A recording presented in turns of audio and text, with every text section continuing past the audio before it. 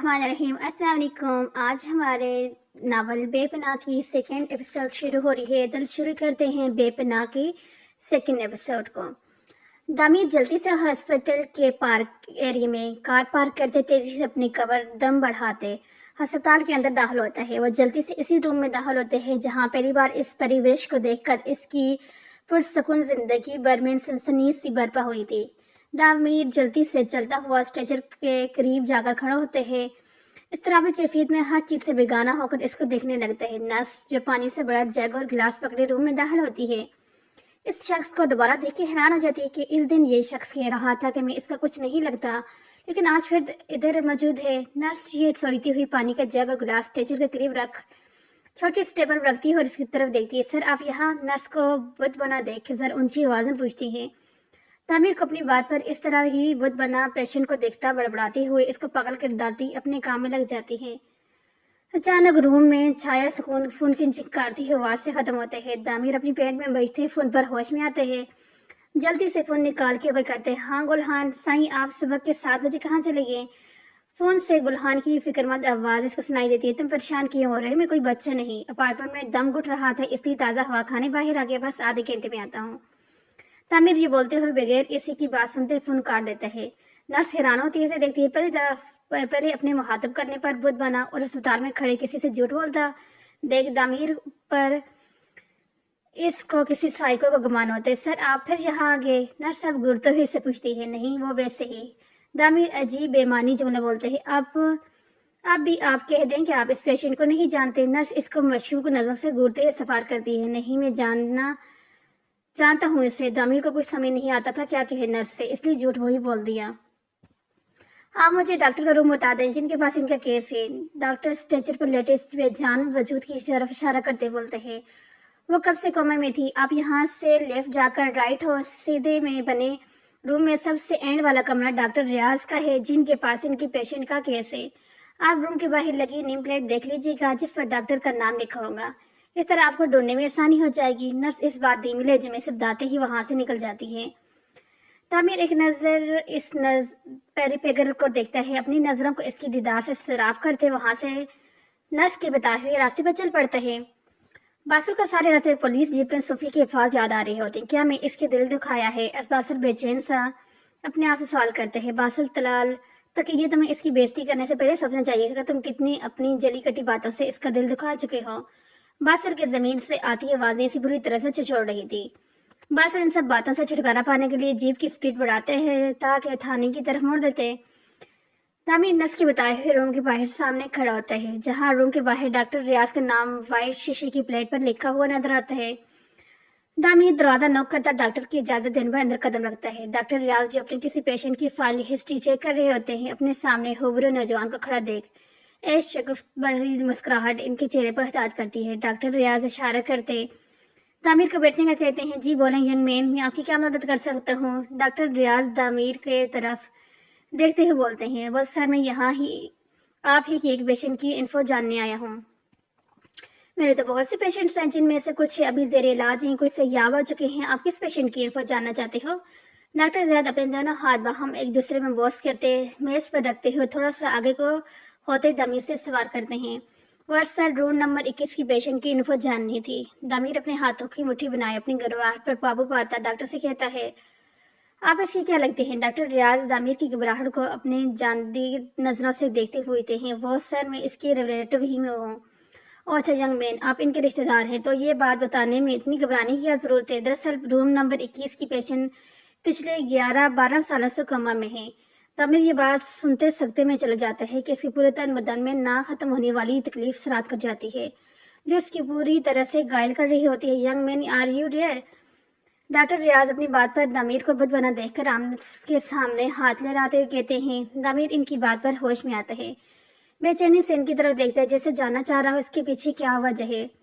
वो जो नाजुक दाम सी देखने वाली लड़की इतने साल कोमा में रही, इसके पीछे की मुझे कुछ बातें ही पता है कि जब वो राहदारी की थी तब ये बहुत बुरी हाल इधर लाई गई थी, बहुत बुरी हालत में थी जिसे इसके सारा अब किया हो और तब ही कोमा की कंडीशन में चली गई थी, इसलिए हम पेशेंट के बारे में मजीद नहीं जान सके। डॉक्टर रियाज दामिर की सवाली नजरों को खुद पर जमा देखकर इसकी तफसील सब कुछ बताते चले गए। दामिर جو ڈاکٹر کی باتیں اذیت اور تکلیف سے سن رہا تھا، کسی طرح اس نازک وجود نے اپنے اوپر اتنی بڑی تکلیف کو برداشت کیا ہوگا۔ اچانک ڈاکٹر کی ریپ والی بات سن کر اس کی ماتھے کی رگیں پھولنا شروع ہو جاتی ہیں، جو ضمیر عدنان خان کی سخت تپش اور غصے کا پتہ دے رہی ہوتی ہیں۔ ڈاکٹر سر، یہ آپ کیا کہہ رہے ہیں؟ غصے سے اونچی آواز میں ڈاکٹر کو بولتے ہیں، کول ڈاؤن ینگ مین، ہمیں پیشنٹ کی حالت سے یہی لگا کہ اس کا ریپ ہوا ہے۔ آگے جب پیشنٹ ہوش میں آئے گی وہ خود سب کچھ بتا سکتی ہے کہ ایسا کیا ہوا جو اس نیچ تک پہنچی۔ اور ضمیر اپنے غصے پر قابو نہ رکھتے ہوئے تیزی سے بھاگتا ہوا ڈاکٹر کے روم سے اور یہاں تک کہ اسپتال سے تو اسے نکل جاتا ہے۔ ڈاکٹر جو آگے اس پیشنٹ کے بارے میں مزید بتانے لگے تھے، ایک دم ضمیر کو غصے سے چیئر سے اٹھ کر باہر بھاگتا دیکھ کر حیران ہو جاتے ہیں۔ لگتا ہے اس بچے کو کافی دکھ ہوا ہے اس پیشنٹ کے بارے میں جان کر۔ ڈاکٹر ریاض خود سے ہی بولتے دوبارہ سے پیشنٹ کی فائل پکڑے ریڈ کرنے لگتے ہیں۔ کیا کچھ نہیں نظر آیا؟ ضمیر کے چہرے پہ غصہ اذیت روح کو کچل لگاتی بات کہ اس کا ریپ ہو چکا ہے۔ یہ بات ضمیر کے سماعتوں سے بار بار ٹکرا رہی تھی۔ ضمیر جو اسپتال سے نکلتے ہر چیز سے بیگانہ ہوتا سڑک پر چلنے لگتا ہے۔ اس کی کنڈیشن سے لگ رہا تھا کہ اس کا ریپ ہو چکا ہے، اس کا ریپ ہو چکا ہے۔ ڈاکٹر کے جملے بار بار اس کی سماعتوں سے ٹکراتے اس کی روح تک اور کھال کر رہے تھے۔ نہیں، ضمیر ان آوازوں سے پیچھے چھڑانے کے لیے کانوں پر ہاتھ رکھے اونچی آواز میں چیختے روتے ہوئے زمین پر بیٹھتے چلے جاتے ہیں۔ سڑک سے گزرتے لوگ حیرانگی سے اس لمبے چوڑے مرد، وجاہت رکھنے والے بھرپور مرد کو یوں بچوں کی طرح روتا دیکھ اس کی طرف دیکھنے لگتے ہیں۔ کچھ اس کو پاگل کر ڈالتے اپنی منزل کی طرف بڑھ جاتے ہیں۔ کیوں اس کے ساتھ ایسا کیوں ہوا؟ کاش اس کی ساری تکلیفیں مجھے مل جاتی۔ وہ روتے ہوئے خود سے ہی بڑبڑا رہا تھا، لیکن اب نہیں، صرف میری اینجل ہو، میں تمہاری زندگی سے تمام دکھ تکلیف کو نکال کر اس کو خوشیوں اور سکون سے بھر دوں گا۔ ہماری ایک اپنی چھوٹی سی دنیا ہوگی جس میں ضمیر اور اس کی اینجل ہمیشہ ایک دوسرے کے ہمراہ ہی خوش و خرم زندگی گزاریں گے۔ یہ ضمیر عدنان خان کا وعدہ ہے، خود سے وعدہ ہے۔ ضمیر اپنے آپ سے اپنی اینجل کی زندگی میں خوشیاں لانے کا پختہ ارادہ کرتے ہیں۔ ضمیر کے خود سے عہدے کرتے ہی دوبارہ سے اس کی بری آنکھوں سے آنسو بہتے اس کی داڑھی میں جذب ہو جاتے ہیں۔ گلحان ضمیر کو اتنا ٹائم ہو جانے پر ڈھونڈتا ہوا اسپتال کے مین روڈ پر آتا ہے۔ اچانک اس کی نظر روڈ سائڈ پر پڑتی ہے جہاں ضمیر زمین پر اجڑی حالت میں بیٹھا ہوا ہے۔ ضمیر کو اس حالت میں دیکھ کر اپنی جگہ ٹھکر جاتا ہے، لیکن جلد ہی اپنے آپ کو کمپوز کرتا اور دوڑتا ہوا ضمیر کے پاس پہنچتے ہیں۔ سائیں، میں نے آپ کو کہاں نہیں ڈھونڈا، آپ یہاں اس طرح کیوں بیٹھے ہیں؟ اٹھیں۔ گلحان جلدی سے ضمیر کو کندھے سے پکڑ کر اٹھاتا ہے۔ ضمیر آنسو بھری آنکھوں سے سر اٹھا کر گلحان کی طرف دیکھتے ہیں۔ سائیں، آپ رو کیوں رہے ہیں؟ گلحان اپنے خوبر سے سردار کو جو میں مشکل سے مشکل وقت میں بھی کبھی نہیں ہارے، آج اس کو یوں ٹوٹی بکھری حالت میں دیکھ کر سخت پریشانی کا شکار ہو جاتے ہیں۔ ہاں، ابھی مجھ سے کچھ نہ پوچھے، میں یہاں سے جانا چاہتا ہوں، ضمیر رونڈلی ہوئی آواز میں گلحان سے کہتا آگے کی طرف قدم بڑھا دیتے ہیں۔ گلحان پیچھے ضمیر کو رونے کی وجہ نہ جانتا ہوا سخت الجھن کا شکار ہو جاتے ہیں۔ پتہ نہیں سائیں کو کیا ہو گیا، کل سے ہی عجیب رویہ اپنایا ہوا ہے انہوں نے، گلحان خود سے کہتا ضمیر کے پیچھے چل پڑا۔ رات کے اس وقت اسپتال کے روڈ پر اکے دکا لوگ ہی نظر آ رہے تھے۔ ایسے میں کوئی دبے قدموں سے چلتا ہوا روم نمبر 21 میں داخل ہوتا ہے۔ وہ وجود دروازے میں ہی کھڑے غور سے اسٹریچر پر لیٹے وجود کی طرف دیکھتا ہے۔ رات کے 3 بجے کا وقت تھا، ایسے میں اس ایریے میں کسی کا کم ہی آنا جانا تھا۔ وہ وجود آہستہ سے چلتا ہوا اسٹریچر کے قریب رکھی چیئر پر اسٹریچر کے پاس گھستا اس بے جان پڑے وجود کی طرف دیکھتا ہے۔ اچانک اس نقاب پوش کی آنکھوں سے زور قطار آنسو بہنا شروع ہو جاتے ہیں، جیسے ان آنسو نے بھی ان آنکھوں کا رستہ ہی دیکھ لیا ہو۔ وہ نقاب پوش کچھ یاد آنے پہ بے دردی سے اپنی آنسو بوئی تاثر آنکھوں سے غیر مری نقطوں کو گھورنے لگتا ہے۔ میرا وعدہ ہے آپ سے، آپ کی ایسی حالت کرنے والے کو اپنا حساب چکانا ہوگا، انہیں موت سے بھی بدتر اذیت دچار ہونا ہوگا۔ جس طرح آپ اتنے سال اس اذیت میں مبتلا رہی۔ وہ وجود اس کے ہاتھ پکڑتا اس پر عقیدت سے بوجھ دیتے اسی پر اپنا سر رکھتے آنسوں کے ساتھ رونا شروع لگتا ہے۔ اس سے پہلے کہ وجود اپنا ضبط کھوتا، وہ جو اتنے سالوں سے خود پر باندھتا آیا تھا، وہ جلدی سے اس کے ماتھے پر بوجھ دیتے وہاں سے اسی طرح سے خاموش نکل جاتا ہے جس طرح سے خاموش وہاں آیا تھا۔ صبح کا وقت ہے، ایسے میں باسل پولیس یونیفارم میں تیار سا اپنی گاڑی بند رہا تھا کہ اچانک اس کے ذہن میں کل کی اپنی صوفی سے تلخ کلامی کی یاد آتی ہے۔ کیس کے سلسلے میں باسل کو تفصیل کافی دیر ہو چکی تھی، جس وجہ سے گھر سے آتے ہی تھکاوٹ سے چور بستر پر لیٹتے ہی سو گیا تھا۔ لیکن کل سے جس چیز سے وہ سخت گلٹ محسوس کر رہا تھا، وہ سب کچھ دوبارہ سے یاد آنے پر اس کو اپنے اندر شدید غصہ آ رہا تھا کہ آخر وہ کون ہوتا ہے کسی کو جج کرنے والا۔ میں کیا کروں؟ باسل گاڑی اتار کر سامنے لگے شیشے پر غصے سے مارتے ہوئے کہتا ہے، تم اس سے معافی مانگ لو، اس طرح سے تم بھی اس گیٹ سے نکل جاؤ گے اور صوفی کے دل میں بھی تمہارے لیے کوئی خواہش باقی نہیں رہے گی۔ اچانک باسل کو اپنے ضمیر کی آواز سنائی دیتی ہے، ہاں یہ ٹھیک ہے، میں اسے سوری کر لوں گا، میں نے جو بھی کچھ کہا وہ انجانے میں کہا۔ باسل یہ کہتا خود کو مطمئن کرتا ہے کہ وہ آج صوفیہ سے سوری کر لے گا۔ اچانک سے دو سبز آنکھوں کا عکس چند سے اس کی آنکھوں کے سامنے لے جاتے ہیں۔ اف، زہریلی ناگن! باسل صوفیہ کو نئے نقب سے نوازتا، خود کمپوز کرتا، گاڑی کی کیز پکڑے مسکراتے ہوئے ان سے باہر کی طرف اپنے قدم بڑھا دیتا ہے۔ دامیر جلدی سے اپنے روم میں داخل ہوتا ہے، ہر چیز کو توڑنے لگتے ہیں۔ کیوں ہوا ایسے؟ دامیر چیختے ہوئے سائڈ ٹیبل پر پڑا ویسا ٹھاکا زمین پر دے مارتا ہے اور وہ چیختے ہوئے اپنے ہاتھوں سے بالوں کو نوچتے رونے لگ جاتے ہیں۔ اچانک دامیر کی نظر زمین پر پڑے وارس کی ٹوٹے ٹکڑوں پر پڑتی ہے۔ وہ ان ٹکڑوں کو دیکھتے عجیب سے مسکراتے ہیں۔ گلحان گاڑی پارک کرتے لوٹے کھڑی کر کے جیسے ہی اپارٹمنٹ کے اندر قدم رکھتا ہے، اس کو دامیر کے کمرے سے چیزیں ٹوٹنے کی اور چیخنے کی آوازیں آتی ہیں۔ گلحان گھبراتے ہوئے جلدی سے دامیر کے روم کی طرف بھاگتا ہے، لیکن آگے کا منظر دیکھ اس کی روح تک ڈر جاتی ہے۔ دامیر وارس کے ٹوٹے ہوئے ٹکڑوں پر ننگے پاؤں چڑھ رہا ہوتا ہے اور اس درد کو برداشت کرنے اس کے چہرے پر سخت تکلیف کے آثار دکھائی دے رہے ہوتے ہیں۔ پورا فرش دامیر کے پیروں سے بہتے خون سے بھر جاتے ہیں، لیکن دامیر اس سب سے لاپرواہ بنا ان شیشے کے ٹکڑوں پر چڑھ رہا ہوتا ہے۔ سائیں اچانک گلحان دامیر کو زمین پر گرتا دیکھ بے ساختہ سا بھاگتا ہوا اس کے پاس آتے ہیں۔ سائیں، یہ کیا کر دیا آپ نے اپنے ساتھ؟ گلحان اس کو سہارا دیتا بیڈ پر بٹھا دیتے۔ کچھ نہیں ہوا، مجھے زندہ ہوں اتنی سی اذیت سہ کر مجھ جیسے ہٹے کٹے مرد کو کچھ کیا ہونا ہے؟ دامیر گلحان کے پیچھے دھکا دیتا غصے سے کہتا، چلے جاؤ یہاں سے۔ گلحان، میں بالکل ٹھیک ہوں، میں اس وقت اکیلا رہنا چاہتا ہوں۔ دامیر کو اس کے جانے کا کہتا خود آتا ترچھا سا بیڈ پر لیٹ جاتے ہیں۔ پر سائیں، آپ کے پاؤں سے خون بہہ رہا ہے، مجھے ڈاکٹر کو بلانے دیں۔ خان، یہ ایک سردار کا حکم کہ مجھے اس وقت اکیلے چھوڑ دیا جائے، کیا تم اپنے سردار کے حکم سے انحراف کرتے ہو؟ گلحان دامیر کی اس بات پر چپ چاپ روم سے نکلتا چل جاتے ہیں۔ Angel, you are only mine, بس آج کی رات، پھر کل صرف تو میری ہوگی، صرف میری۔ دامیر بڑبڑاتے ہوئے آہستہ سا نیند کی وادی میں چلا جاتا ہے۔ یہ منظر بہت بڑے باہر کا ہے، جہاں رات کے وقت اس شریف لوگوں کا آنا جانا تھا، جو صبح کے وقت معصومیت کے لباس اوڑھے لوگوں کو بیوقوف بناتے نہ جانے کتنے ہی گھروں کی عزتوں کو برباد کر چکے تھے۔ انہیں پوچھنے والا کوئی بھی نہیں تھا۔ ہاں، غفور ڈانکنے لگاتے ہیں پھر اس کتے کو جس نے اسلم اعجاز کے خلاف بولنے کی کوشش کی۔ 50 سال کا گدمی رنگت فریبی جسم کا مائل شخص باہر کی کونے والی جگہ پر صوفے پر پھیل کر بیٹھا اپنے پاس بیٹھی حسینہ کو خوش بھری نظر سے دیکھتے ہوئے غفور سے پوچھتا ہے، ہاں صاحب جی، جھوٹ تو میں بولتا نہیں اور بے قصور کو میں چھوڑتا نہیں۔ خیر سے ان کی گھر والوں سے میں سب کو آگ کی بٹی میں جھونک دیا ہے، اب تک تو ان کی جل کر ہڈیاں بھی نہیں بچی ہوں گی۔ غفور اپنے گنجے سر پر کمینگی سے ہاتھ پھیرتا اسلم سے کہتے ہیں، بالکل ایسے ہی کام کیا نا، جس طرح پچھلے 12 سال پہلے کیا تھا۔ اسلم کی وسکی کو گھونٹ گھونٹ اپنے اندر اتارتے سے پوچھتے ہیں، ہاں صاحب جی، بالکل ایسے ہی کام کیا ہے، جس سے پہلے کوئی ہمارے خلاف ثبوت نہیں اکٹھا کر سکا، بلکہ آج بھی کوئی جان نہیں پائے گا کہ اس کے پیچھے پاکستان کے مشہور سیاسی شخص اسلم اعجاز کا ہاتھ ہے۔ غفور زرداری سے اسلم کے کان میں کہتے ہیں، جس سے اسلم اعجاز اپنی جیت کے نشے میں کفر اور غرور سے اونچی آواز میں کہک لگاتا ہنس پڑتا ہے، جس میں غفور کے بھی کہک شامل ہوتے ہیں۔ باسل تھانے میں سیدھا صوفیہ کے ہاسٹل کی طرف گاڑی موڑ لیتے ہیں۔ وہ آج ہر حال میں صوفیہ سے اپنے رویے کی معافی مانگ لینا چاہتا تھا، جس وجہ سے اتنا ہرٹ ہوا۔ باسل گاڑی ایک سائڈ پہ کھڑی کرتا جلدی سے اپنے قدم ہاسٹل کی طرف بڑھا دیتا ہے۔ ہیلو مس، آپ مجھے صوفیہ کے بارے میں بتا سکتی ہیں؟ وہ راہداری میں ادھر ہی رہتی ہے۔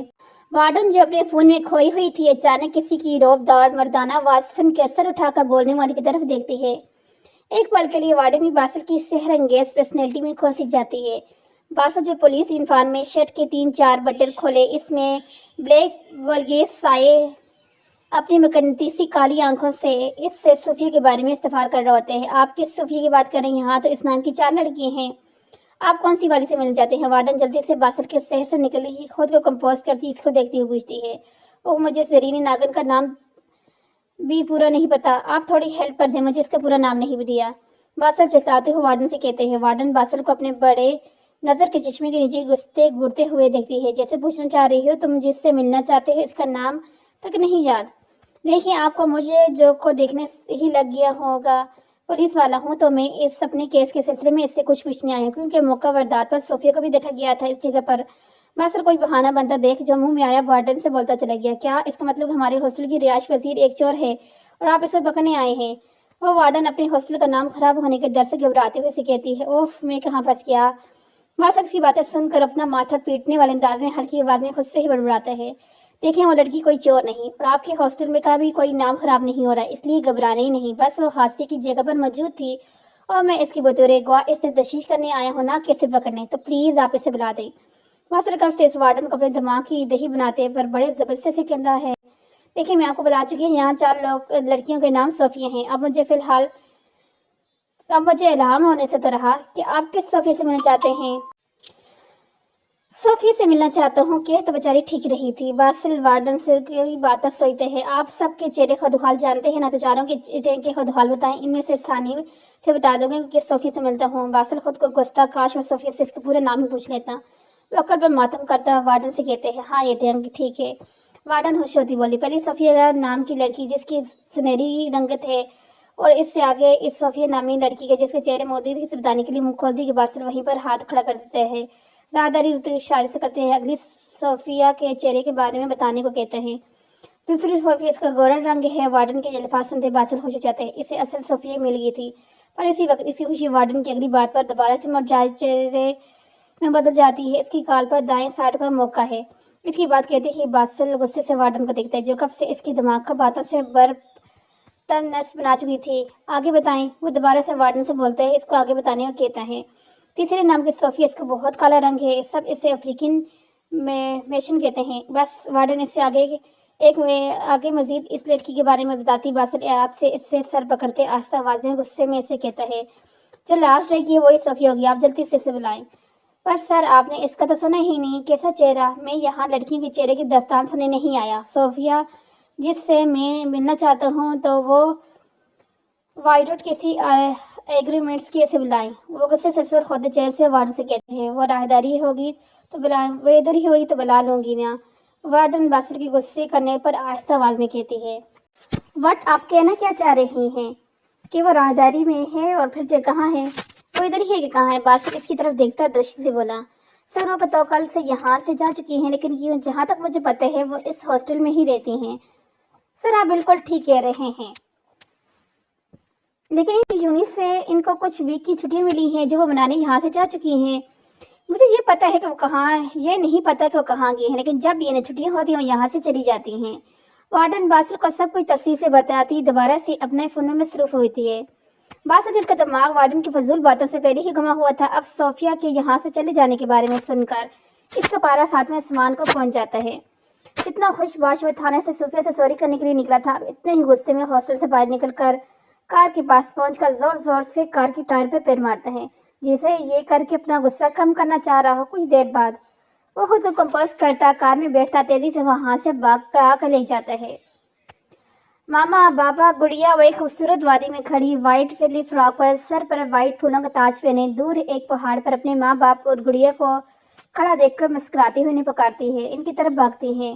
पर ये क्या, इसके तेज भागने के बावजूद रास्ता खत्म होने का नाम ही नहीं ले रहा, बल्कि इस रास्ते को और तवील होता हुआ महसूस होता है, जिस पर वो चलती जा रही थी, लेकिन अपनी मंजिल मकसूद पर पहुंच नहीं पा रही थी। कि इसकी नज़र अपने माँ बाप और अपनी गुड़िया पर पड़ती है, जो अपनी बाहें फैलाए इसे अपनी तरफ बुला रहे होते हैं कि अचानक वो सब इस पहाड़ी की चोटी से गिर पड़ते हैं। नहीं मामा, बाबा, गुड़िया, मुझे छोड़ के ना जाओ। वो वजूद भागता हुआ इस पहाड़ी की चोटी पर पहुंचता, लेकिन इसके पहुंचने से पहले इसके माँ बाप और गुड़िया इसको छोड़कर जा चुके होते हैं। मामा, पापा, गुड़िया ऊंची आवाज में चीखने लगती है। नर्स जो मरीजों की दवाएं चेक करने आई थी, अचानक इस वजूद की ऊंची आवाज में चिल्लाते देख नर्स हैरानगी के साथ होश हो जाती है, क्योंकि 12 साल बाद इसका वजूद कोमे से बाहर आना किसी मौजे से कम नहीं था।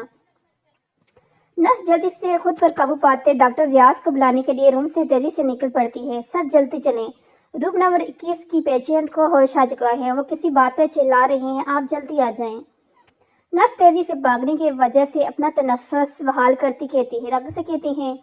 डॉक्टर रियाज भी नर्स की बात पर शौक में चले जाते हैं, क्योंकि वो इस पेशेंट के सयाबी की उम्मीद ही छोड़ चुके थे। लेकिन पेशेंट के होश में आने की खबर सुनते ही जल्दी से नर्स के पीछे चल पड़ते हैं। दामिर अपने रूम में खड़ा अपने आप को दीवारगीर आईने में खुद पर एक ताहिराना निगाह डालता कार की कीज पकड़े रूम से बाहर निकल पड़ता है। साईं, आप कहीं जा रहे हैं? गुलहान जो सारे रात दामिर की हालत को देखता सोया नहीं था, अब दामिर को यूं तैयार कहीं जाता देख इससे इस्तफार करता है। हाँ, मैं अस्पताल जा रहा हूँ। दामिर इसके पूछने पर सरसरी थी अंदाज में बताता खुद अपार्टमेंट से बाहर की तरफ अपने कदम बढ़ा देता है। पर सही हमें 2 दिन हो चुके हैं शहर में, अब हमें वापस वादी चले जाना चाहिए। गुलहान दामिर को जाता देख हल्की आवाज में कहते, फिक्र न करो, हम आज ही वादी जाएंगे। बस मैं अपनी एंजल और वादी की होने वाली मलका को लेके आऊँ। दामिर खूबसूरती से मुस्कुराते हुए बात गुलहान से कहता है। साईं, मैं आपकी बात समझा नहीं, आप कहना क्या चाह रहे हैं? गुलहान इसकी अजीब बातें सुनना समझी की कैफियत में गिरा इससे पूछता है, समझ जाओगे आगे जाकर बहुत जल्द, फिक्र न करो। आने वाले दिनों में तुमने ही मेरी एंजल को मेरी गैर मौजूदगी में अपनी जान से भी बढ़ के हिफाजत करनी है। तामीर ये बोलता जल्दी से बाहर की जाना बढ़ गया और पीछे गुलहान बेचारा इसकी बातें सुनने की कोशिश करता रहा, जो बिल्कुल इसकी पल्ले नहीं पड़ रही थी। फासिल का सोफिया का यूं बगैर बताए हॉस्टल से चले जाने पर सख्त मूड ऑफ हो चुका था, जिस वजह से जल्द थाने से घर वापस आ गया था। सदर बेगम जो डाइनिंग रूम में मौजूद वन सीटर सोफे पर बैठी चाय पी रही होती हैं। बासुर कितनी जल्दी थाने से वापस आता देख मुझे से पहले सामने लगी वॉल क्लॉक पर कड़ी को दिखती हैं। इसकी तरफ मतवज्जो थी जो इनकी तरफ ही आ रहा था। क्या हो बेटा, आज इतनी जल्दी वापस आ गए? सदफ बासुर को देखती शफकत से पूछती, बस मोम, काम इतना नहीं था इसलिए घर आ गया। बासुर ये कहते अकीदत व बड़ा बॉस अपनी मोम के सर पर देता है और नीचे जमीन पर घुटनों के बल बैठता सदफ की गोद में अपना सर रखे सुधीर से अपनी आंखें मूंद लेते हैं। क्या हुआ बेटा, कुछ परेशान लग रहे हो? सदफ बासुर के सर पर हाथ फेरती कहती है, मोम, अगर किसी का दिल दुखाओ तो फिर इस तरह ही इंसान बेचैन और परेशान सा होता है जैसे इस वक्त मैं हूँ। मतलब बेटा, मैं तुम्हारी बात समझी नहीं, तुम कहने क्या चाह रहे हो? सदफ बासुर का सर दोनों हाथों से पकड़े अपनी तरफ करती ना समझी से इस्तफार करती है। मोम, मैं किसी का दिल दिखा चुका हूँ अपनी जली कट्टी बातों से और अब सख्त गिल्ट महसूस कर रहा हूँ। बासुर अपनी मोम की तरफ देखता शर्मिंदगी से चूर लहजे में कहता है, तो मेरे बेटे, इसमें परेशानी की बात है, आप इससे सॉरी कर लो, इस तरह आपकी ये बेचैनी और परेशानी भी खत्म हो जाएगी। सदफ बासुर के सर पर बोझ देती शफकत भरे लहजे में कहती है, मोम, मैंने बिल्कुल भी ऐसा ही किया। आज मैं गया था इसे सॉरी करने पर वो मुझे मिली ही नहीं। बासुर निहायत नाउमीदी से बोलता है,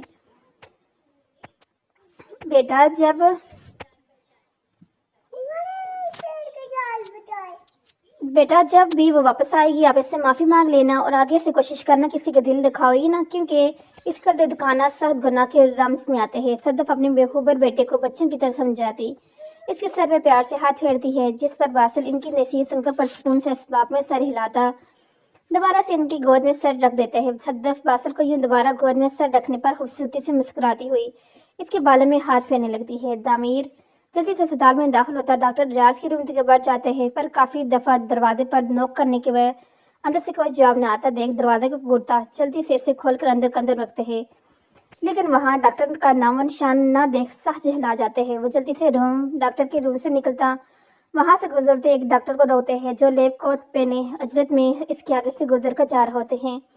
जी सर, वो सर डॉक्टर दामिर के कहने पर इसकी तरफ देखते पूछते हैं, क्या आपको पता है कि डॉक्टर रियाज इस वक्त कहाँ है? दामिर बेचैनी से इस डॉक्टर से पूछते हैं, सॉरी सर, मुझे नहीं पता। ये कहते ही डॉक्टर आगे बढ़ जाते हैं। आप किससे पूछो डॉक्टर रियाज का? दामिर बड़बड़ाते हुए इसी रूम की तरफ बढ़ जाते हैं जहाँ इसकी चैन की वजह की एंजल मौजूद थी। डॉक्टर रियाज नर्स के साथ रूम में दाखिल होते हैं जहाँ वो वजूद पसीने शराबा ऊंची आवाज़ में चीख रहा होते हैं। डॉक्टर रियाज जल्दी से इसकी तरफ बढ़ते हैं, बेटा आप बिल्कुल ठीक हो, डरो नहीं। डॉक्टर रियाज चफकत के सर पर हाथ रखते बोलते हैं। डॉक्टर की दास बनी पर आवाज़ सुनकर वो जलाना बंद करके आस्ते से अपनी आंखें खोलकर रोई रही आंखों से डॉक्टर की तरफ देखती है। इससे पहले डॉक्टर रियाज पेशेंट से कुछ पूछते अचानक इन्हें दामिर की आवाज़ सुनाई देती है, डॉक्टर आप यहाँ आए, मैं आपको कब से पूरे अस्पताल में ढूंढ रहा हूँ। डॉक्टर दामिर डॉक्टर रियाज को अपनी एंजल के रूम में देख मुस्कुराते हुए अंदर कदम रखता है। डॉक्टर रियाज और नर्स पेशेंट के पास पर खड़े होते हैं, जिस वजह से दामिर अपनी एंजल को देखने से कासर था।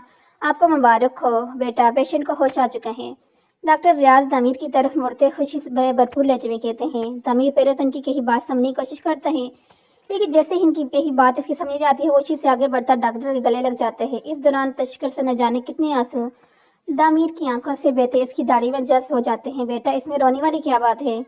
ये तो बहुत ज़्यादा खुशी की बात है। अल्लाह ने इस पेशेंट को दोबारा से नई जिंदगी अता की, वरना इतने साल कोमे में रहने के बाद जब मरीज को होश आता है तो या तो वो मर जाते हैं या वो कोमे के दौरान ही जिंदगी की बाजी हार जाते हैं। बहुत कम लोग ऐसे होते हैं जो यूँ सहजाब होते हैं, और इस बच्ची को भी अल्लाह ने ये कह ले दोबारा जिंदगी अता की है। डॉक्टर रियाज बोलते हुए दामिर को पेशेंट के पास जाने का बोलते खुद रूम से बाहर चल जाते हैं। दामिर जल्दी से अपने आंसू साफ करता स्ट्रेचर के करीब रखी चेयर पर बैठकर सर उठाकर अपनी एंजल की तरफ देखते हैं, पर वो अपनी एंजल की आंखें देख वही साक्ष हो जाते हैं। इसकी रूह रोई सी समुद्र जैसी गहरी नीली आंखें दामिर को दिल पर एक तलस्सुम सा बर्पा कर रही होती हैं। दामिर इसकी नीली गहरी आंखों में खो सा जाते हैं। लड़की अनजाने शख्स को अपनी तरफ देखता खौफजदा सी होती जल्दी से चादर अपने मुंह पर छुपा लेती है, जिसे अपने नाजुक सी जान को इसकी नजरों की नजर से बचाना चाहती हूँ। तामीर अपनी एंजल की इस हरकत और खूबसूरती से मुस्कुरा देता है। ये इतने सालों बाद हकीकी दुनिया को देख रही है, इसलिए इसको अपने पास मौजूद हर शख्स से डर महसूस होगा। आप फिक्र न करें, आहिस्ता आहिस्ता ये ठीक हो जाएगी, नर्स दामिर को कहती वहां से चली जाती है। दामिर अपने ज़हन में कोई सोचता खूबसूरती से मुस्कुरा देते हैं। अब वो सोच चुका था कि इसकी आगे क्या करना है। एंजल दामिर आस्ते से इसके हाथ में दबोची चादर को इस तरह छिड़वाता है इसके चेहरे से नीचे को सकता है। जहाँ एंजल दामिर के यूं चेहरे से चादर हटाने पर अपने नाजुक हाथ में अपना चेहरा छुपा लेती जैसे इससे बचना चाहती हो। दामिर अपनी एंजल की हरकतें देख एक जानदार कहक हवा के स्पर्श करते हैं। वो इस केक लगाने पर सर उठाकर से गौर से देखती है। सर पर सफेद रंगत और बुरी आंखें मुस्कुराती हुई इसी को देख रही थी। क्या हुआ एंजल, आप ठीक हो? दामिर इसका कुछ ना बोलता देख प्यार से भरे लहजे में कहता है, आप कौन हैं? वो जल्दी से सवाल पूछती डर के मारे रोने लग जाती हैं। अरे रो क्यों रही हो? अच्छा मैं बताता हूँ मैं कौन हूँ आपका। मैं आपका प्रिंसेस हूँ, आप मेरी एंजल, सिर्फ दामिर अदनान खान की एंजल। दामिर इसका दोबारा से रोता देख शिद्दत से भरे लहजे में बोलते हैं, आप मेरी प्रिंस हो।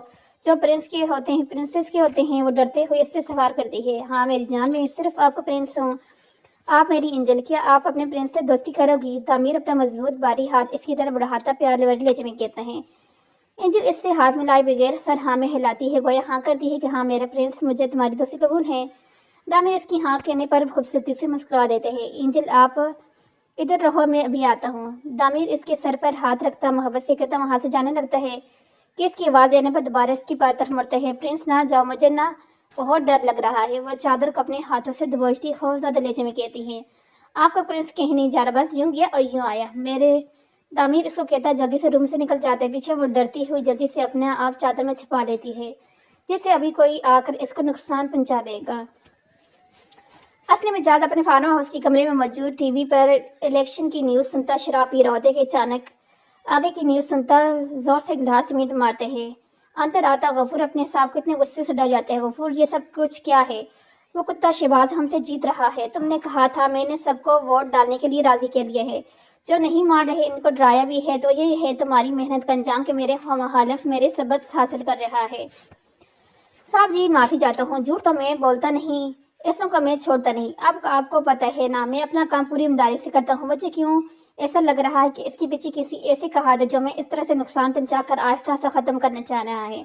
मतलब मैं समझा नहीं, तुम कहने का चाह रहे हो असलम गफूर की बातों में न समझी से इससे सवाल करते हैं।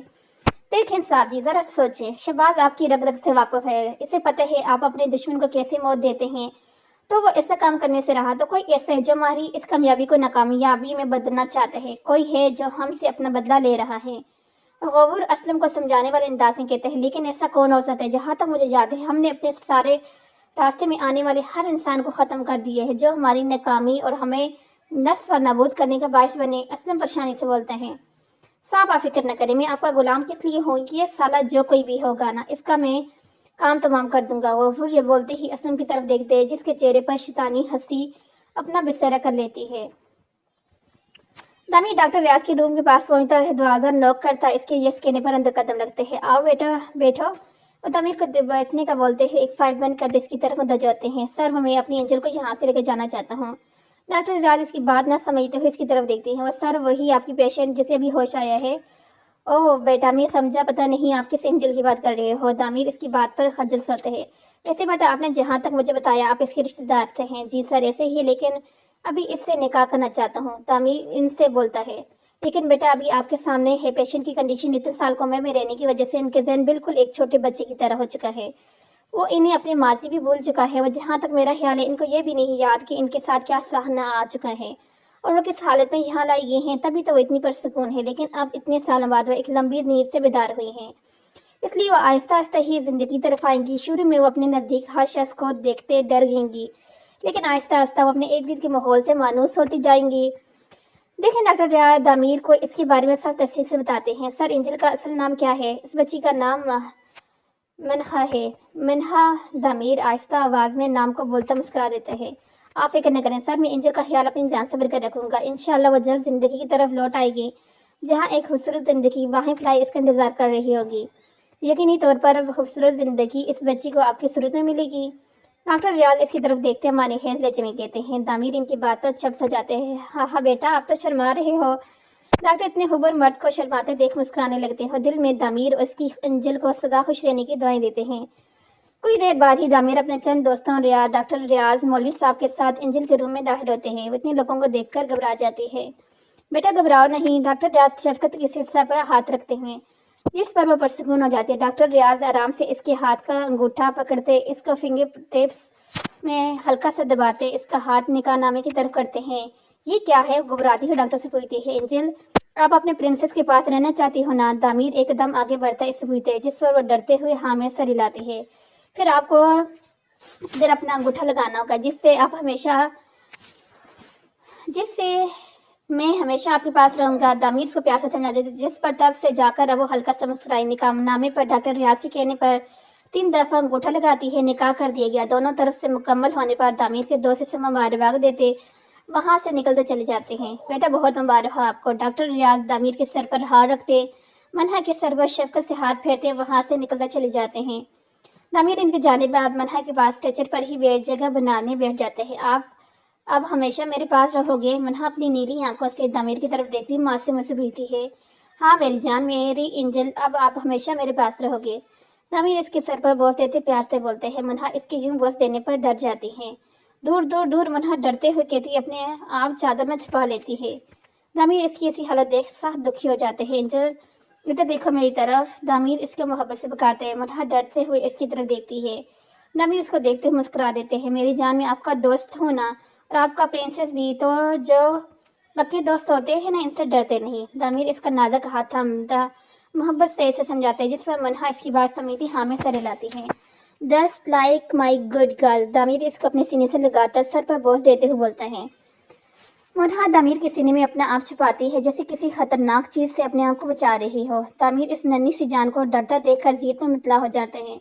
मेरी जान, आप हमेशा आपका प्रिंसेस आपकी हिफाजत करेगा। कोई भी मनहा दामिर अदनान खान की तरफ मेरी नज़र उठाकर देखने की जरूरत तक नहीं कर सकता। दामिर खुद से अज़म करता अपनी मजबूत बाहों का हसारा मनहा के गेट बांधते शिद्दत से बोलता, इसके सर पर बोझ देता है।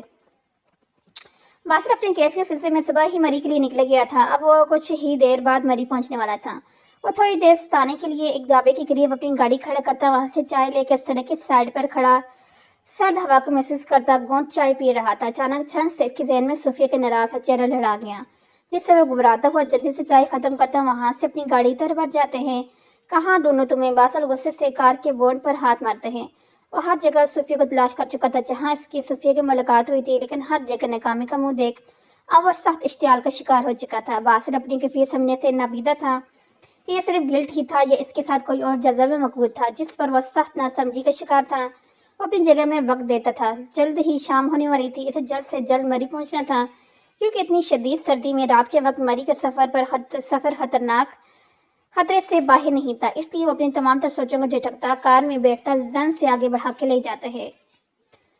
दामिर मनहा को अस्पताल से डिस्चार्ज करवाता अपने अपार्टमेंट ले आते हैं। एंजल, आप इधर गाड़ी में बैठो, मैं अभी आया। दामिर खुद की तरह टोकर टोकर देखती मनहा को कहते हैं, प्रिंसेस आप ना जाओ, प्रिंस आप ना जाओ, मुझे इस बड़े से डब्बे में बहुत डर लगते हैं। मनहा जो कब से सफर के दौरान डरते डरते बोल इसके शायद सू का डब्बा गरंदा थी, जो चलते हुए अजीब अंदाज में दे रही होती है। मेरी जान, ये कोई डब्बा नहीं, कार है जिसमें बैठ कर इंसान सफर करते हैं, जैसे अभी हमने किया अस्पताल से घर तक का। दामिर अपनी एंजल को आसान लफ्ज़ों में समझाता है। अच्छा, मैं कहीं नहीं जा रही। नहीं। दामिर मनहा को रोता देख इसका हाथ पकड़ता मोहब्बत बदले में बोलते हैं।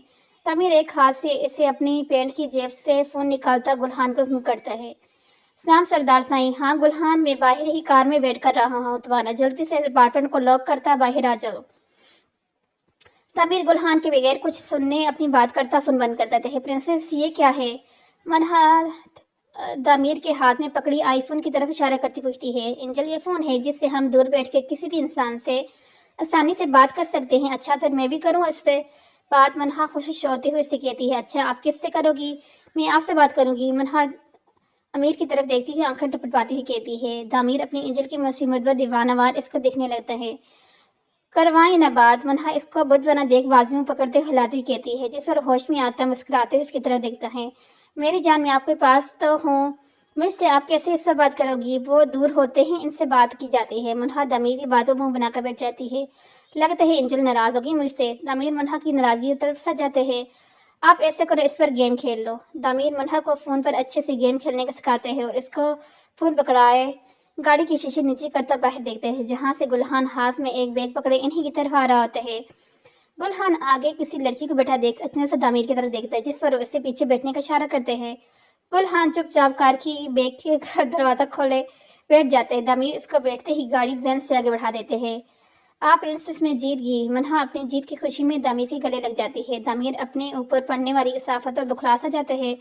گلحان پہلے اس لڑکی کو دیکھ کر اپنی جگہ الجھن کا شکار تھا کہ آخر یہ کون ہے۔ اچانک اس کو اپنے سائیں کے گلے لگا دیکھ شوق کی کیفیت میں دمیر کی طرف دیکھنے لگتا ہے۔ دمیر اس کو خود کی طرف دیکھتا جلدی سے منہا کو آرام سے خود سے دور کرتا ہے۔ پرنس میں جیت گئی۔ منہا اپنی سیٹ پر بیٹھتے ہوئے تعلیم جاتے ہوئے بولتی ہے، انجل یہ تو بہت اچھی بات ہے۔ دمیر مسکراتے ہوئے بولتا ہے۔ اچانک منہا کی نظر دمیر سے ہوتی پیچھے بیٹھے گلحان پر پڑتی ہے، جس پر وہ ڈرتی ہوئی دمیر کا بازو پکڑ لیتی ہے۔ پرنس، یہ انکل کون ہے؟ منہا گلحان کو دیکھتی دمیر سے استفسار کرتی ہے۔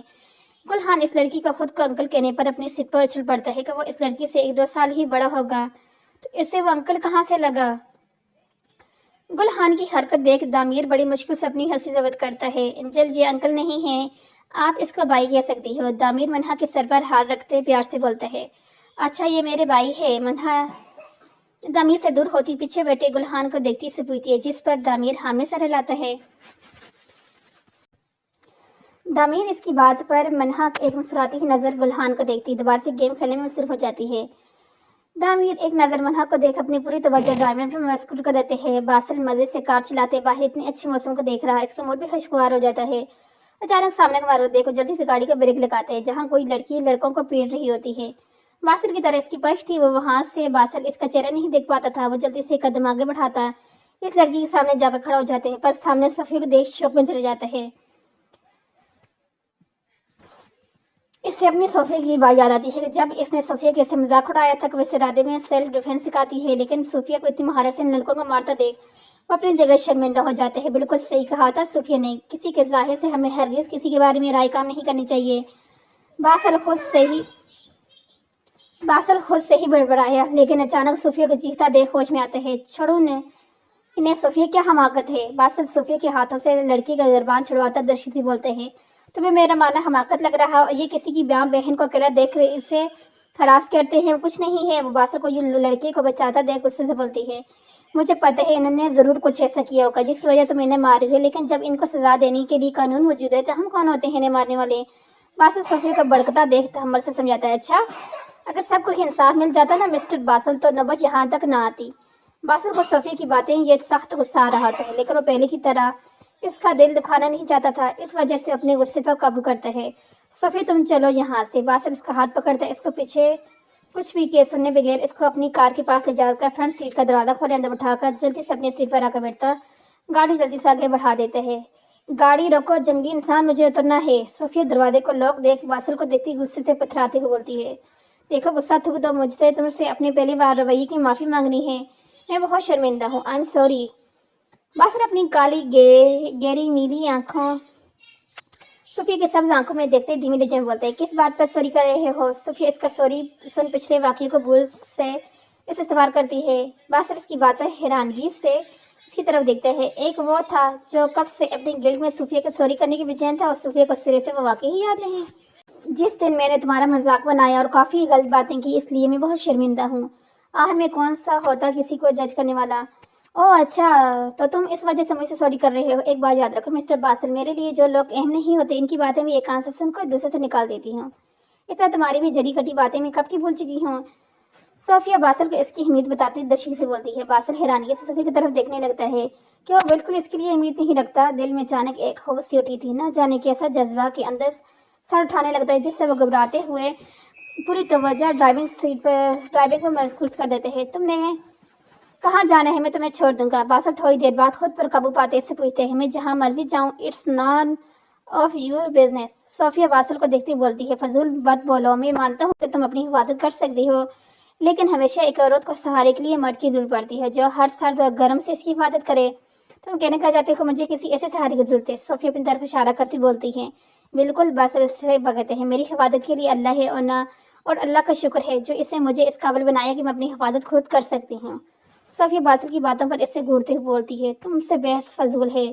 हिफाजत तो अल्लाह सबकी ही करता है, लेकिन अल्लाह ने दुनिया में औरतों के लिए इसकी हिफाजत पर कितने मुकद्दस रिश्तों को मामूर किया है, बाप की सूरत में, भाई की सूरत में, एक शोहर की सूरत में।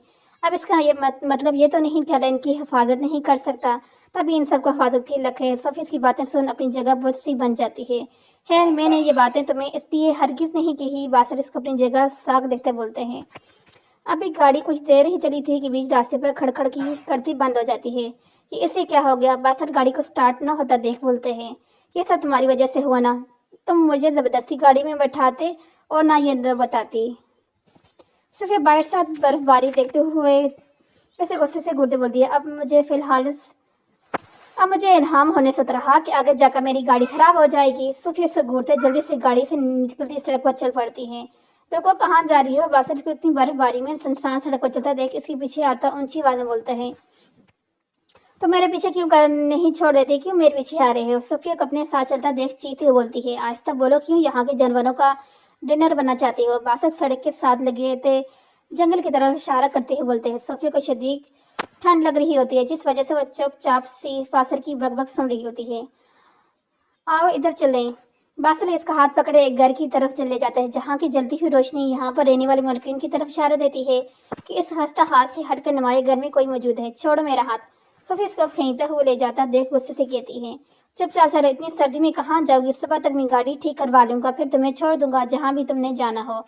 सुबह बासिल की बात पर चुप कर जाती है, क्योंकि इतनी बर्फबारी में वो कैसे वापस जा सकती थी, इसलिए वो बासिल की बात से मुत्तफिक होती खामोश जाती है। बासिल सोफी को कुछ न बोलता देख सुकून का सांस खारिज करते हैं।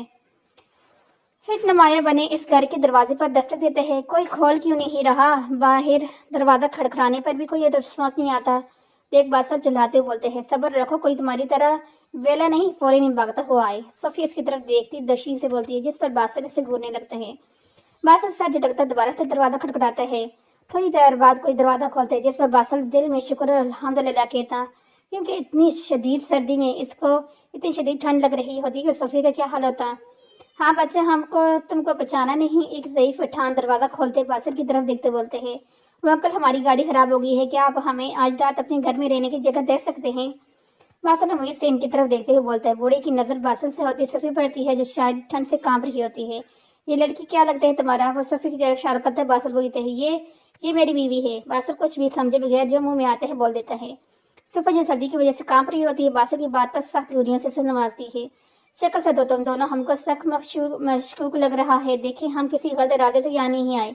मेरी गाड़ी खराब हो चुकी है और बाहर का सर्द मौसम है आपके सामने है, जिस वजह से हम यहाँ मौजूद हैं। आज रात के लिए हम दोनों को यहाँ अपने घर में पनाह दे दें। कल इंशाल्लाह गाड़ी ठीक हो जाएगी तो हम यहाँ से चले जाएंगे। हम कैसे यकीन कर लें तुम दोनों मियाँ बीवी हो, क्योंकि पहले भी कोई हमें बेवकूफ़ बना चुका है। लाओ अपना निकाहनामा दिखाओ। वह बूढ़ा अपना हाथ हिलाए बासिल से निकाहनामा मांगता है। कहाँ फंस गया? बासिल को सही बोलते हैं।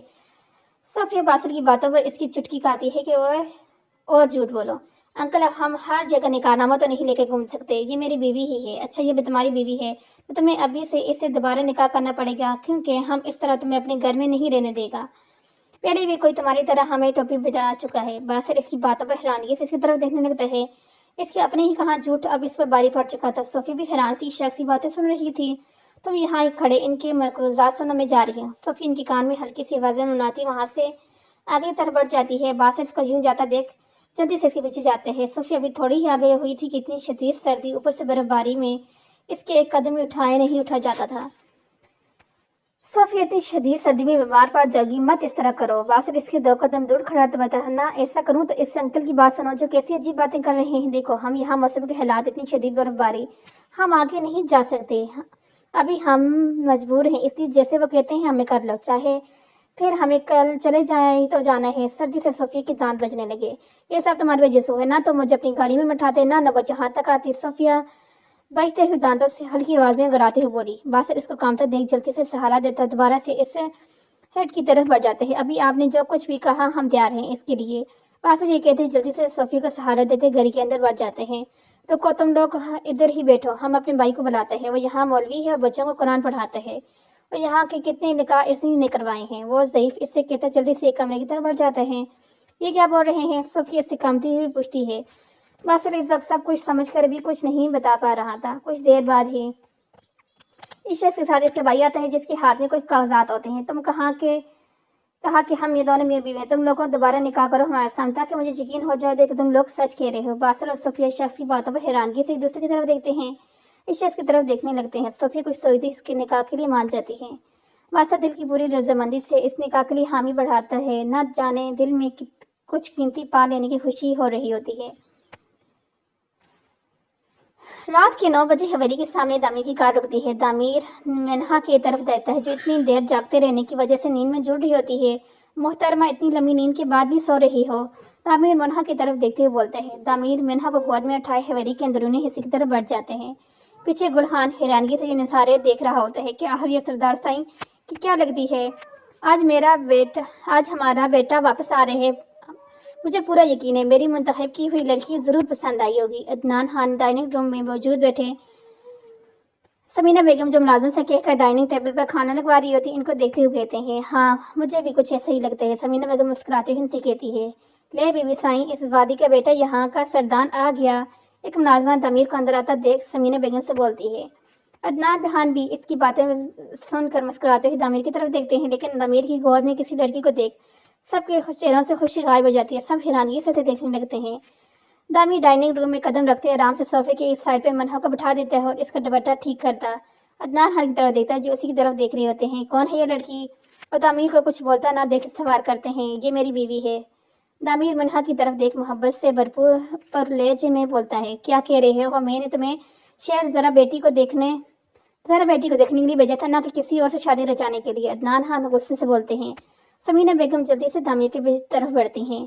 بیٹا تم نے کیوں ایسا قدم اٹھایا؟ کیا ہم زندہ نہیں تھے؟ ہمیں بتانے میں ہمیں شادی کروا دیتے، لیکن یوں ہم سے چھپا کر شادی کرنا کہاں کی عقل مندی ہے؟ اماں سائیں میں بھی آپ کو بتا کر ہی قدم اٹھانا چاہتا تھا، لیکن سب اتنی جلدی ہو کہ مجھے آپ کو بتانے کا موقع ہی نہیں ملا۔ دامیر ان سے سر جھکا کر بات کرتے ہوئے کہا، موقع نہیں ملا کہ تم بتانا ہی نہیں چاہتے تھے؟ عدنان صاحب ایسے دیکھتے ہوئے درشی سے بولتے ہیں۔ منہا جو صوفے کی ماتھے پر سر رکھے سوئی ہوئی تھی اچانک اتنی اونچی آواز سے اپنی مندلی آنکھیں کھولتی، ارد گرد کے ماحول سے مانوس ہوتی، جلدی سے ڈرتی ہوئی اٹھ کر بیٹھ جاتی ہے۔ کیا ہم دونوں تمہاری کچھ نہیں لگتے جو ایک دفعہ بھی تم نے اپنے فیصلے سے آگاہ کرنے کی ضرورت نہیں سمجھی؟ عدنان صاحب کی اتنی اونچی آواز پر منہا خوف زدہ سی ہوتی، جلدی سے بھاگتی ہوئی دامیر کے گلے لگ جاتی ہے۔ عدنان خان اور سمینہ بیگم منہا کی اس حرکت پر شوق کی کیفیت میں اسے دیکھنے لگتے تھے۔ پرنس یہ انکل اتنا اونچا کیوں بول رہے ہیں؟ مجھے ان سے بہت ڈر لگ رہا ہے۔ منہا دامیر کے سینے میں پناہ ڈھونڈتی ہوئی ڈرتے ہوئے بولتی ہے۔ عدنان صاحب منہا کی باتوں پر چپ ہو جاتے ہیں۔ انہیں نہ جانے کیوں منہا دماغی کی طور پر ٹھیک نہیں لگتی۔ بابا سائیں میں آ کر آپ کو سب کچھ بتاتا ہوں، پہلے میں منہا کو روم تک چھوڑا ہوں۔ دامیر عدنان خان کی طرف التجائی نظروں سے دیکھتا منہا کو سہارا دیتے اپنے روم کی طرف لے جاتے۔ دیکھ رہی ہو بیگم کیسے آپ کے لاڈلے نے ہمیں کچھ بھی بتائے بغیر شادی کر لی۔ عدنان غصے سے بولتے ہیں، آپ دامیر سے بدظن نہ ہو، ضرور اس کے پیچھے کوئی وجہ ہوگی۔ عدنان خان اور سمینہ بیگم کی بات سے متفق ہوتے دامیر کے واپس آنے کا انتظار کرتے ہیں اور یہاں سے آگے کہا ہوگا وہ دیکھیں گے ہم اپنے تیسری اور آخری قسط کے اندر۔ تب تک کے لیے اللہ حافظ۔